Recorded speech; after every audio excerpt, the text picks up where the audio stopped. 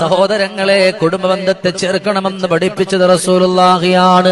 കുടുംബമെന്ന് പറഞ്ഞാൽ, കുടുംബം എന്നാൽ രക്തബന്ധം മാത്രമല്ല. നിങ്ങൾക്ക് ഏറ്റവും ആവശ്യമുള്ളപ്പോ, നിങ്ങളുടെ കണ്ണു നിറയുമ്പോ, നിങ്ങളുടെ മനസ്സൊന്ന് വേദനിക്കുമ്പോ, ഞാനുണ്ടടാ നിന്റെ കൂടെ, അല്ലെങ്കിൽ ഞാനുണ്ടടി നിന്റെ കൂടെ എന്ന് പറഞ്ഞുകൊണ്ട് ഒന്നായി ചേർന്ന് നിൽക്കുന്നവരാണ്, ഒന്ന് കൂടെ കൂടുന്നവരാണ്. ഒന്നിനും കഴിഞ്ഞിട്ടില്ലെങ്കിലും ഞാനൊന്ന് പരിശ്രമിച്ചോട്ടെ എന്ന് പറയുന്നവരാണ്. നിന്റെ വിഷമങ്ങളും നിന്റെ ആവലാദികളും കണ്ടുകൊണ്ട് നിന്നെ സഹായിക്കുന്നവരാണ്. രക്തത്തിൽ പിറന്ന എത്ര ആളുകളാണ് വേദന വന്നിട്ട് മൈൻഡ് ചെയ്യാത്തത്, ഒന്ന് തിരിഞ്ഞു നോക്കാത്തത്, ഒന്ന് നിന്റെ മുമ്പിലേക്ക് വരാത്തത്.